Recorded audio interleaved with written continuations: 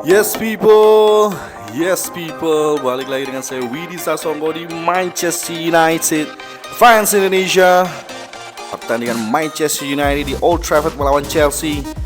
28 chances created, 9 total shots on target, dan 2 gol disarankan oleh siapa lagi kalau bukan man in form sesuai job desknya, Scott McTominay sebagai second striker.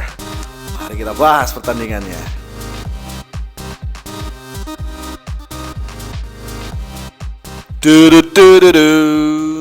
Scott McTominay.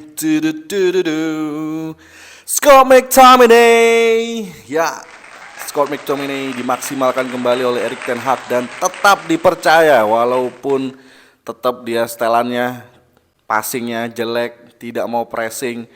Tetapi ketika dia pegang bola, pergerakannya dalam kotak penalti sangat-sangat positif dan dia cocok memang sebagai second striker.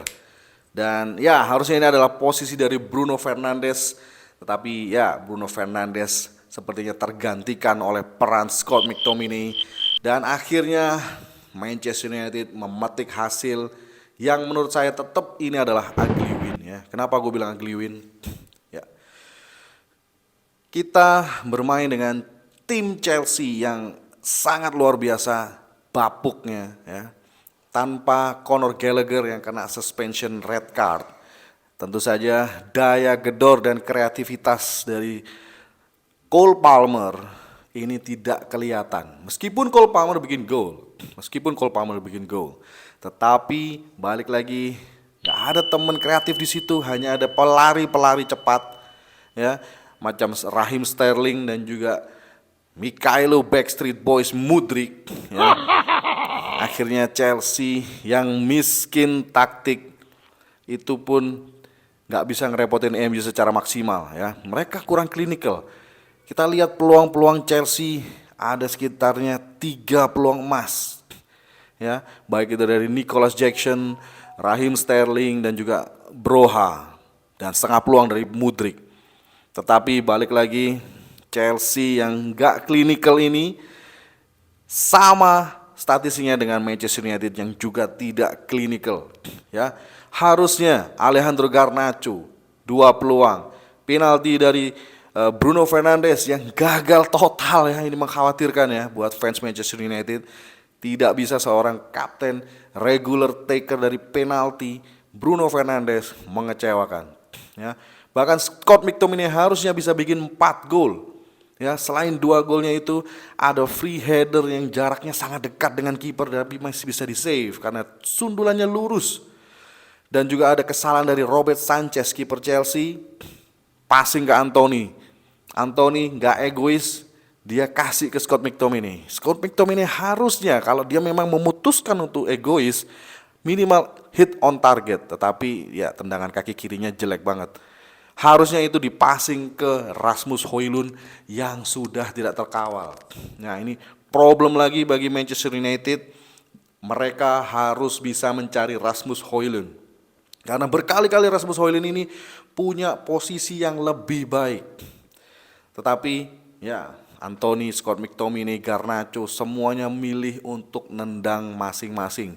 Ya, memang Manchester United butuh kemenangan dan butuh gol. Dan ini ya bisa dimanfaatkan strategi dari Erik ten Hag dengan cara mendorong Scott McTominay sebagai second striker di belakang Rasmus Højlund. Padahal secara formasi harusnya Scott McTominay adalah central midfield, tetapi dia nggak mau, nggak betah ada di situ. Ya, kalau itu ada Conor Gallagher di kubu Chelsea, maka Sofyan Amrabat akan kena pressure berkali-kali ya. Dia nggak akan bisa handle 2 playmaker. Untungnya itu nggak ada Gallagher dan ya Sofyan Amrabat bermain sangat hebat, menguasai lini tengah, mempressure nggak hanya 1-2 orang ya. Dia pressure Cole Palmer, dia pressing Enzo Fernandez, dia pressing Moises Caicedo. Ini adalah buah kesabaran dari Erik ten Hag yang mempercayakan Sofyan Amrabat. Tetapi Untuk pertandingan berikutnya, saya tetap lebih prefer duet Amrabat dan juga Kobbie Mainoo. Biar lebih mengontrol jalannya pertandingan. Walaupun itu akan mengorbankan dari sisi mencetak gol. Karena Scott McTominay mungkin 5 gol ya di Premier League dan dia duduk sebagai top skor. Ya, karena top skor yang kedua adalah Casemiro yang gak main berbulan-bulan.